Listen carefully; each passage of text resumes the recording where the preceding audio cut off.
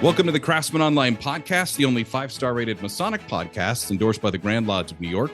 Any opinions, thoughts, or viewpoints shared during this program are that of the individual and do not reflect the official position of any Grand Lodge, appendant, or concordant body from which that member may hail. I'm your host, Brother Michael Arce, co-founder of CraftsmanOnline.com. You've joined us for an episode on the George Washington Masonic Cave, which is located near Charlestown, West Virginia, on property that was once part of Virginia. Like, we're going way back in time, at least in American history, for this episode, and bringing on our first non-Masonic guest as we welcome Dr. Jason Williams, who's the author of Brought to Light, the book that's all about the George Washington Masonic Cave. Welcome to the podcast, Dr. Jason. Thank you, Mike. Thank you, Michael. Very nice to be here. I almost slipped and said Brother Jason, but I'm like, Dr. Jason, this is the first. So let's just knock that out of the park first. I think a majority of our audience is going to wonder, well, hey, is this a Freemason? And if he's not a Freemason, how did he find this cave? Right. Well, you already answered the question. No, I'm not a Freemason, at least not as of yet. I've tried to keep myself as separate from my research topic, and I've given a lot of consideration about the fraternity, and I believe I know a lot about it. I wholeheartely agree with its ethos and a lot of its principles, or I hold the same things near and dear to my heart. But no, I'm not a member of the fraternity, but certainly have discussed this topic with members, Masons, and continue to give a lot of thought about the fraternity and its history and what it means and where it's going. Gotcha. All right. The fence is sometimes a great place to be. A bad place to be would be a cave. But in this instance, did you just happen to be in Charlestown walking by and you're like, hey, what's in here? No, I had never been to Charlestown. I had heard, radio spots for the casino in Charlestown, and that's about it. But a friend of mine who I was working with it was about five or 6 years ago, had mentioned it to me. How did he mention it? Was it like Dr. Indiana Jones style, or just like, hey, did you? It was more like, have you ever heard of the George Washington Masonic Cave? And at that point in my life, I knew very little about Freemasonry. I knew quite a bit about George Washington and American history, but very little about Freemasonry. I knew, to me, it was another one of those service organizations you might see signage as you're driving into town, and that's about it. That's all I kind of knew of the Freemasons back then, and didn't even know, hadn't really even read about all the conspiracy theories and this and that. Just had never really studied it or read much about it. So my friend just casually asked me. We're both sort of George Washington buffs and American history buffs, and he said, yeah, he lives in Charlestown, and he's like, there's this cave here, and I don't know anyone who's ever been in it, but they say that George Washington held Masonic meetings inside this cave. And that when I heard that, I was like, it perplexed me, because how come I haven't heard about this in history, that George Washington was a Freemason, and let alone that he owned property and was involved in Charlestown, West Virginia. That was just not something I had heard much about. So I did a little bit of reading, and oddly enough, I love to fish, Michael. And one day I was I think I was actually, I'd gone on a little fishing expedition, but it was rainy and it was miserable weather. And I decided, you know what? Forget the fishing. I'm just going to go try to find this cave. And so on my own, I drove to Charlestown, and I didn't know exactly where it was. So I knew about where it was, and drove around and started asking people who lived. I mean, it's a long old cave road, so that's kind of a dead giveaway, and started asking people who lived along that road, do you know anything about this cave? And most of them were saying, yeah, well, we heard something that George Washington went in this cave, but we don't know too much about it. There might be a signature inside. And like, people who even live right across the street from the cave know very little of anything about it. So that really got my interest going, like, wait a minute, this is like not only unknown on a national level, but even the people across the street know very, very little about it. And so I decided to propose to my friend Scott that we go inside the cave, because we hadn't met anybody who had gone inside the cave. We couldn't find any photographs of this supposed alleged signature scratched on the wall. And so we decided to go in and try to find it and take the first photograph of it. So we made a day, set aside a day and went in and spent hours looking for it. Couldn't find it at first, finally found it, took a little video, just like a minute long, took some photos, put it up on a website that my daughter helped create for me. And before long, I just kind of like started researching as much as I could about Washington, the Freemasons, his time there in what's now West Virginia, and everything that has to do with that property, the people who owned it and how it got to be, everything I could. Every last piece of evidence I started just putting on my website. And eventually I realized, you know what, I'm going to need to like write a book. This is not something for a website, because websites go away, right? I'll be gone one day. And I realized this is something I want to put this in a book, and I want this book to be in the local library at Charlestown. And I want it to be at Mount Vernon's library. And I want it to be at, the George Washington Masonic Library in Alexandria. And I want it to be at the Scottish Rite Library in DC. And so it is now, right? Any Mason can go there and check it out, or you can buy it online on Amazon, super cheap. But Amazon might not be around forever, but those places will be. And so if some poor guy, 200, 300 years from now, doesn't have to reinvent the wheel by researching, going through all these old records and things to like piece this together. Because there's a lot of this cave, I believe, is true. And then a lot of it is maybe not true. And I saw my role as kind of like sifting through all kinds of evidence and determining how much of it is direct, primary evidence, and how much of it is circumstantial evidence, right. And then put it all together and see if it makes sense. How much of this evidence contradicts itself? How much of it really does make sense? And in the end, I hope that I did a good job in leaving it to my reader to determine for themselves whether or not this is a hoax or a legitimate piece of American history, or something in the middle, which is what I kind of tend to believe it to be, that there's part of it's true and part of it is probably embellished or lore that developed.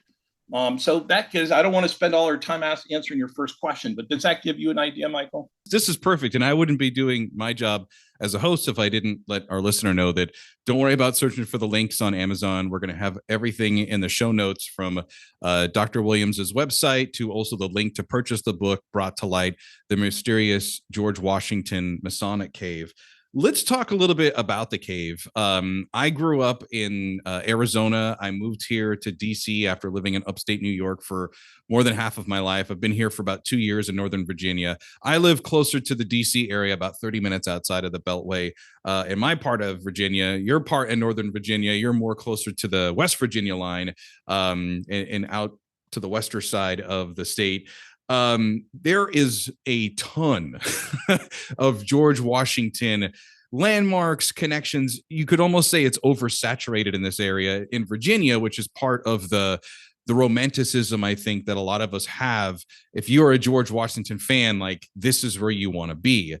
To discover this cave is something mind-blowing, because this is something that was around before Washington. So I guess for me, I would like to follow in his footsteps. He probably wasn't General George Washington at that point. At what age was Washington when he first discovered this cave, and what made it special to him? I used to live in Fairfax County and Alexandria City as well. And I was also, mesmerized by all of and even intrigued, like, how come Washington's hometown of Alexandria near Mount Vernon still has its streets named after the king and the queen?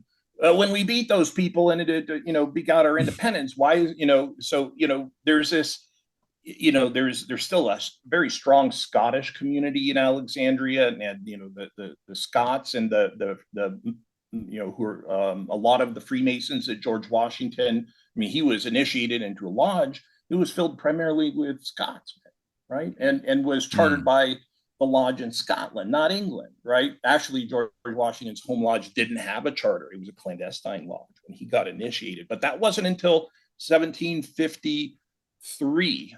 He was initiated into the first degree in 1752, and got the third degree the next year. But when he was 16 years old, much earlier than that. He was born in 1732. And when he was 16 years old, George Washington went on a surveying trip with his next door neighbor. George Washington still didn't own Mount Vernon at the time. He lived with his older half brother, Lawrence Washington. And right next door was the Fairfax family, who Fairfax County is named after, of course. And the Fairfaxes, Lord Fairfax owned this whole part of Northern Virginia and what is now West Virginia.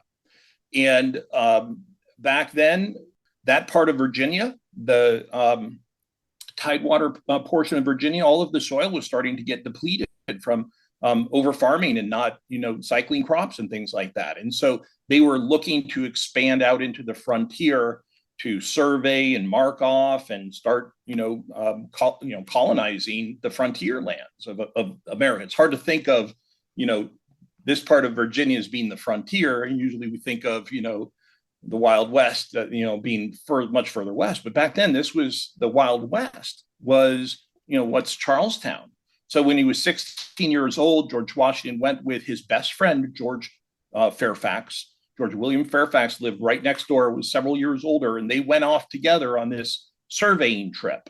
And fortunately, George Washington, very prudent for a 16-year-old, brought along a journal or a diary and kept notes of where he went, what day and where. And so we can actually follow his footpath of where he went.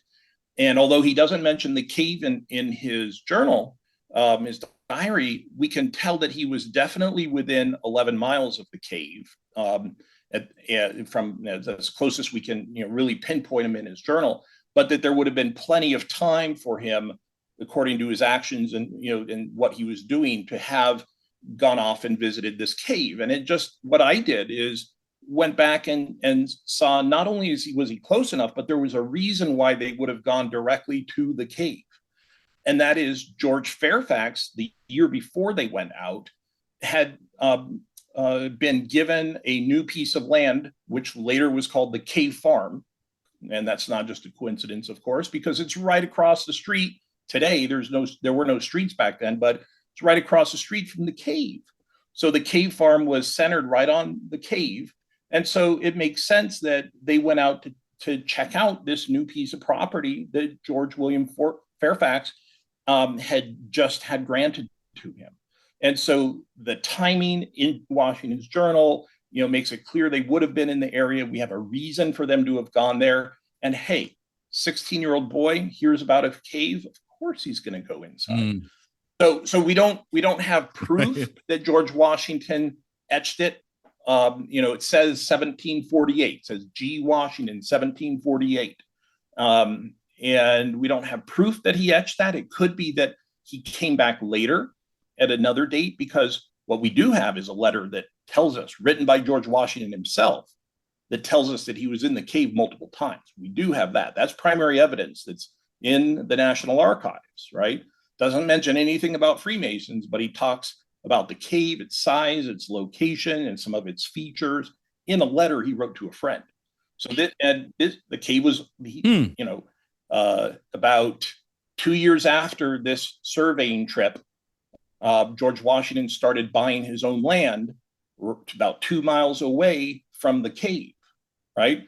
And he put together about 2,000 acres, and he called it the Bullskin. This is before he inherited Mount Vernon, right? And so his Bullskin farm was about 2 miles away from this cave, and George Fairfax's farm, the Cave Farm, was right across the street. Although there, like I said, there were no streets, but it was right there. And so it makes sense that this cave was important to him and could have been used logistically for Masonic purposes. We don't have any proof that Masonic activity went in there. I've not found any. I don't think anybody could tell you for sure that was. But what we do know is in the 1750s, the French and Indian War broke out, and George Washington was put in command of the Virginia Regiment, right? And it turns out that George Fairfax, his best friend, was in charge of the county militia, right? And so back then, there were no lodges out on the frontier. They didn't have taverns to hold their lodges in, which is how in most towns they had taverns. But this is out on the frontier. They didn't have a place for the Masons to gather like that. So, and there were Native Americans or indigenous peoples or American Indians is how most Indians I know like to be called, but that's from back in Montana. So we'll say indigenous persons or what term you like, you can choose. But the Native Americans there were some that were obviously, on Washington's side and others that Washington fought. And so it was not a safe place to be having Masonic meetings. And so a lodge inside a cave kind of makes sense if you don't really have a good place to hold a private ceremony or meeting or discussion, what have you. And so it turns out that George Washington's troops that he led went right by the cave, right? What's called Braddock's Road. Okay. So when George Washington, went on to Fort Necessity, and you may have, read about articles about how George Washington started the French and Indian War, which is pretty much true, by, shooting and killing a French leader. And that pretty much sparked the war here in the US. But all of his activities, and years later when Washington joined the effort to get the French out of Virginia and defeat them at Fort Duquesne up near where Pittsburgh is, all of their activities went right by the cave. And we even have documentation that they spent the night or camped out on George Washington's brother's land right outside Charlestown. So this was a logistically important place that Washington and his troops went through. And we do know that Masonic Lodge meetings were part of the soldiers back then. Soldiers, but there are no records of any of the lodge meetings from the French and Indian War. So we don't know where those lodge meetings happened to be, or what even really, I don't think we even really know exactly what a lodge meeting looked like back then. It may not be exactly what it looks like today. It may have been more of, beverage and food and, merriment than regalia. I don't know. I love when you're talking about military regiments, which I could shed some light on that. But the other part was, well, I don't know what a Masonic meeting would look like back then. And I was like, well, I could tell you, but and it wouldn't be violating any of the secrets, but you're absolutely right. Like there would be very little regalia.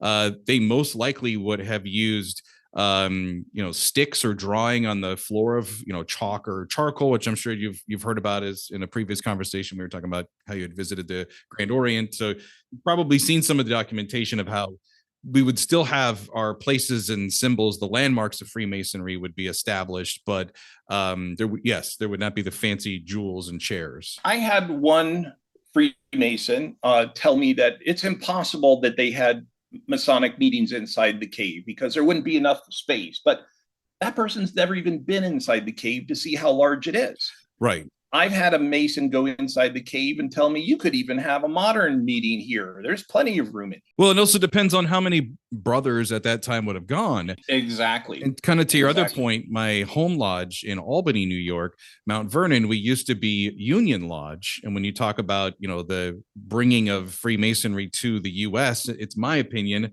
that you can trace that back to when the English settlement also came in. A lot of the military men were Freemasons, and they met where they could, which would be, as we would say in our ritual, high hills, low valleys. Right. So a cave would qualify as a secure place. Well, Michael, I probably don't need to educate many of your listeners that caves and quarries have been an important feature and symbol of Freemasonry for a long time. Yeah. There have been lodges that continue to meet in caves, right, and have met in caves, not only here, but in Europe long before Washington's time. And some claim the Knights Templar met in caves, and all of that. Like, so caves are emblematic, but they're also very practical.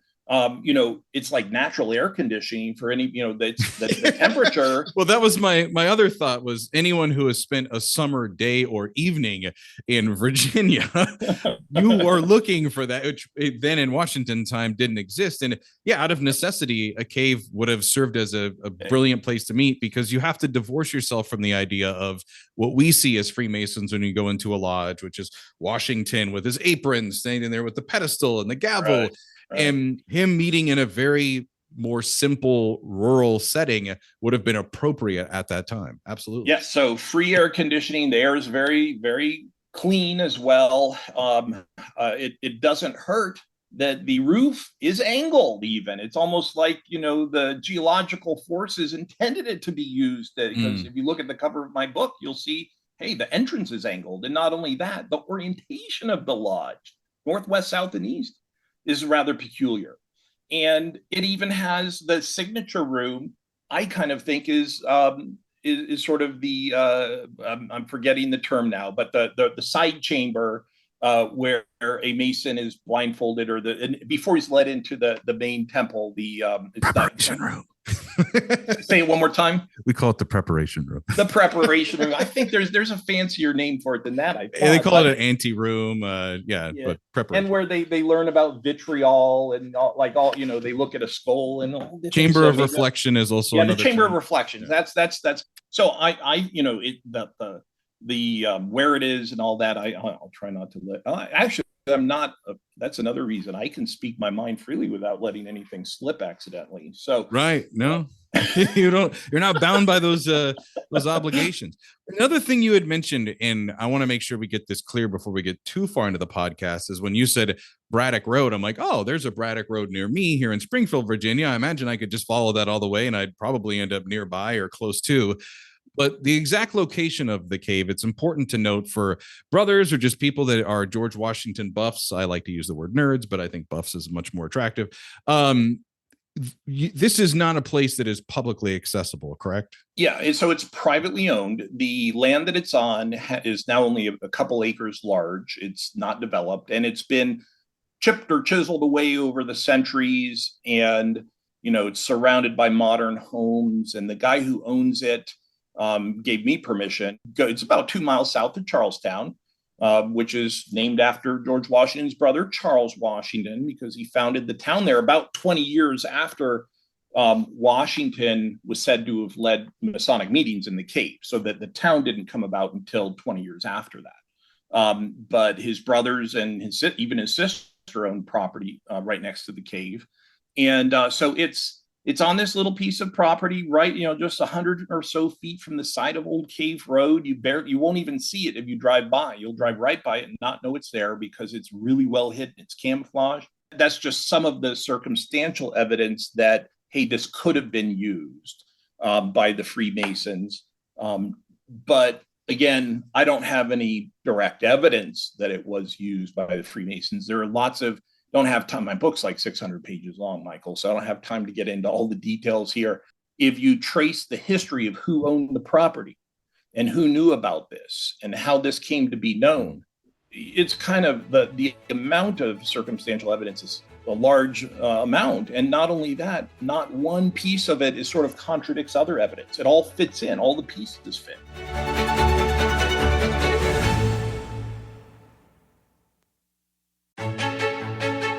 When you were talking about the idea I'm sitting here just closing my eyes, imagining being back in the late 1700s or mid 1700s and going to Charlestown, Virginia, as it would have been then. And you have to keep in mind that, towns and cities were much smaller than what we would have in our modern times, where you'd have the town center, but then all of the farms and fields around it. So if you wanted to meet and maybe speak out against the king at that time, you would have wanted to find a safe, secure spot that would have been outside of town. So I'm sure as brothers that are listening in the audience and going, oh, okay, now this kind of makes it relevant to think of moon lodges or the certain ways that a Mason can identify themselves in the dark as in the light. That would have made this cave seem very appealing at that time. Charlestown itself did not have a formal Masonic lodge until many decades after much smaller communities did or surrounding it. It's almost like, and I believe this is one of my hypotheses, that the cave was continued to be used as a Masonic lodge into the early 1800s, 1820s, and maybe 30s, even though they could have had a more formal location like all of the smaller communities around it. And at the time, it was like the most important, the richest, and most filled with prominent people and Masons of all the area of that part of what's now West Virginia. And yet they still didn't have a Masonic lodge. So my belief is that the cave was not only originally a wise decision, it was like carried on for some decades in honor of sort of the early roots. And finally, they opened up a lodge. I forget 1850, 40s or 50s. Charlestown finally had its first lodge.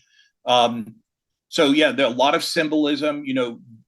Shortly before the Revolutionary War, George Washington's brothers and several of George Washington's closest confidants purchased the cave, 1 1/8 acre, and the guy, the person that Washington tapped to come to his rescue at the siege of Boston after the battles of Lexington and Concord, was one of the co-owners of the cave, right? With George Washington and 2 of his brothers and other close friends who were also all Freemasons, right? Again, it could be all coincidence, but this is the individual that Washington, Hugh Stevenson, tapped him, and it's called the Beeline March to Boston, or to Cambridge Cambridge, Massachusetts. Washington personally selected him to help him kick off the Revolutionary War. And so all of the local frontiersmen from around the cave, probably many of them who were Freemasons, I've documented who they were and their associations with the cave, gathered together, all volunteers, and marched up. Everyone's probably seen the banner, "Don't tread on me," with the snake, right? That was their flag. And they marched up to George Washington's side. They had very special skills as woodsmen and frontiersmen as far as sharpshooting, using long rifles. That had much greater distance and accuracy than the muskets that the British had. So Washington specifically chose these men who were well conditioned from, not only farming, but hunting and, walking through the frontier, and using their skills to feed their families. Washington tapped them, including the cave co-owners, to go up and help him start off the Revolutionary War. And I don't want to get too far carried away in sort of supposing that the whole Revolutionary War was about Freemasonry or some grand Masonic plot, because it obviously wasn't. And there were Freemasons on both sides of the battle, right. And overlap, all kinds of interesting anecdotes of times where Masons on both sides of the battlefield interacted with each other, and it was, it wasn't a Masonic plot, but Freemasonry was really important to these guys back then, and it had an important role in with those people who really had enough of tyranny and really wanted freedom. Right. Obviously, it played an important role for them, and they were traitors long before they were our heroes. Right? Because it brings up this very important question, like, well, aren't Masons not supposed to overthrow the sovereign or their authority? Aren't you supposed to respect the rule of law and not be rebels? And so this was very controversial then, and it's controversial now. One man's freedom fighter is another man's revolutionary, and it can be a thin line between being a traitor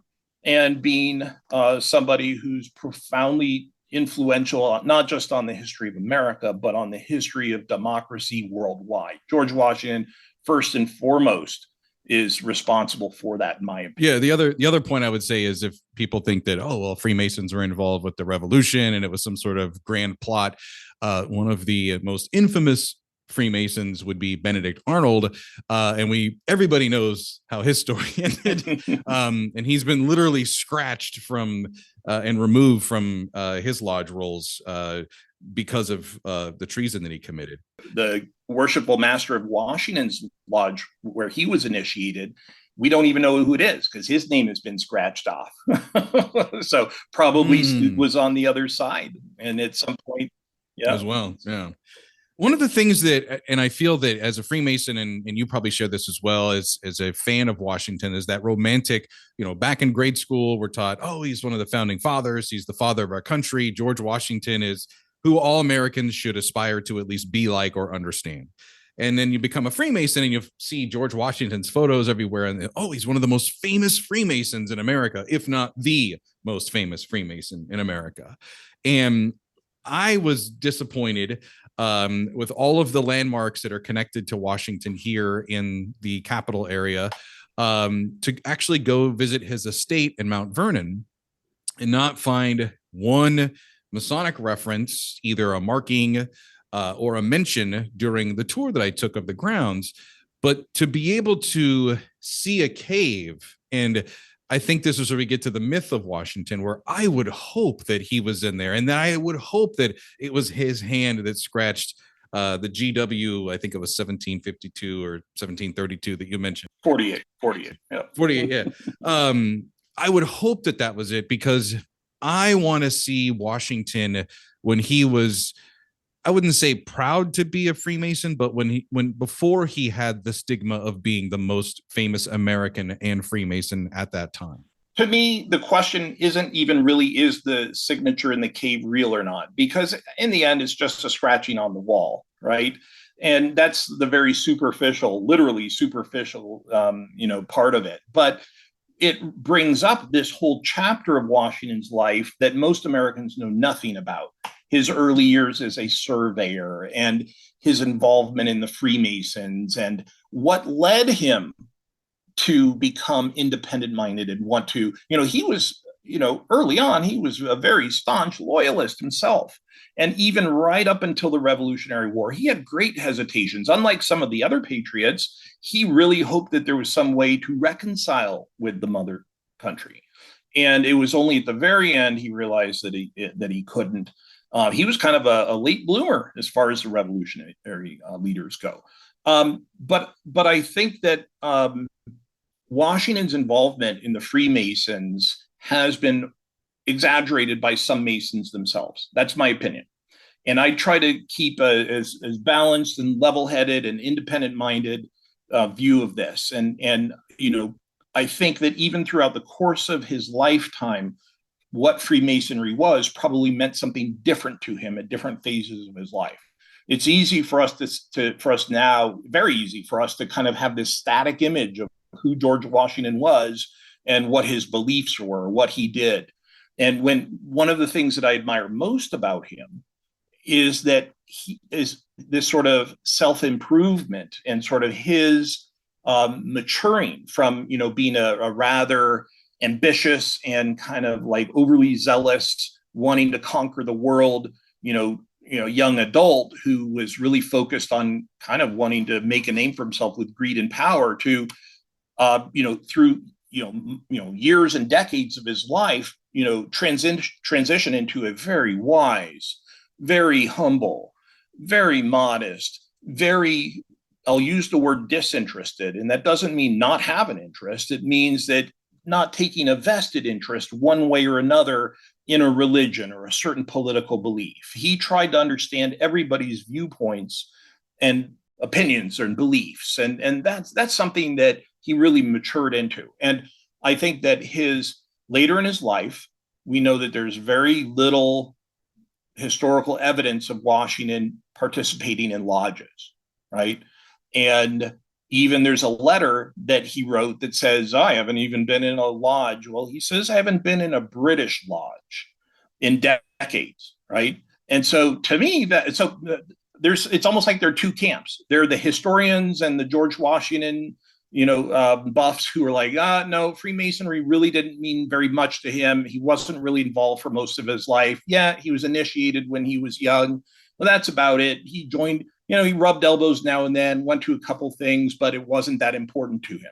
And then there's this other camp that wants to hold him up as like the gold standard, the best Mason that there is. And we're going to use him as our flag bearer because he's so prominent and so famous and such an admirable guy that we just that some people I think sort of idolize him as he was in every Masonic meeting and behind it all. And the truth is, it was probably somewhere in the middle. I think early on in his life, when he joined the Masons, when he was in his early 20s, it probably had a lot more to do with his social ambition, wanting to climb the ladders, rub elbows, get a leg up, wanting to, for his own motives, right? And very similar to how his religious beliefs and practices. Early on, it was all about that, social connections and what was expected of a young man. Later in life, he gave a lot more thought to these things. And he probably led a much more quiet Masonic life and religious life. He didn't go to church all that often towards the end of his life. But if you read his writings, his letters, and what he discusses and what books are in his library, right, it's very clear that religion and spirituality were very important to him in a much deeper way than earlier in his life. And I believe that probably the same can be said. He was still, spending a lot of time with Masonic brothers, and, like the title of my book, Brought to Light, that's a Masonic saying, right? But I didn't even know that was a Masonic saying until after I plucked it out of one of George Washington's letters, right? And then later on realized, like, oh, well, that's just something that, he filled his letters with spiritual or biblical sayings, and Masonic ones too. And the rest of that saying is the truth in his letter. He says, truth will ultimately prevail when pains is taken to bring it to light. And that's one of the things I really, admire about Freemasons, is they really want to shed light and get to the truth of the matter of things. And that was what Washington was all about. And so when he used that in a letter, he's telling us that, yeah, he's, kind of still a Freemason, even though he may not be going to as many lodge meetings as he used to before the Revolutionary War. These principles and then who he associated with still very near and dear to his heart. In fact, the portrait, it's a pastel of George Washington in his past masters, with his past master's jewel on, that was done from life later in his years. Washington initially didn't want to sit for that portrait. He was concerned that people would take that image and start selling it to make a buck. In other words, other Masons, right, for their own purposes. So he initially said, I don't want to sit for that. And some people look at that image and say, you can even see on his face, he doesn't look that pleased. He eventually agreed. People were finally convinced him, like, no, you kind of need to do this. You founded America and democracy. And, a lot of Masons look up to you. You kind of need to do this. And he finally consented, agreed to it. But his concern was, and I had to deliberate myself, do I really want to include that picture on the cover of my book or the back cover? Because he didn't want me to.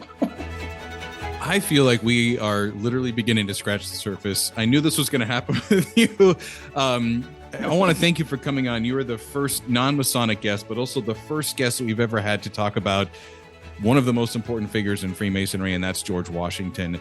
And I knew bringing somebody in that had a special passion for George Washington, not just the man, but also everything that surrounded him. This was a great move. So I'm already thinking what we're going to be talking about next, Jason.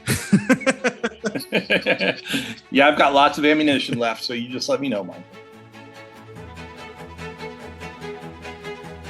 This has been the Craftsman Online podcast. Again, I want to thank my guest this week. He's an author and board-certified psychiatrist, Dr. Jason Williams. Thank you for coming on. You're very welcome, Michael. It's been my pleasure. It's been very difficult not to say brother the entire time. If you've enjoyed this episode and you want to hear more, you can just tell Siri or Alexa to play the Craftsman Online podcast. We're available on all streaming platforms with new episodes every Monday morning. Until next time, let peace and harmony prevail.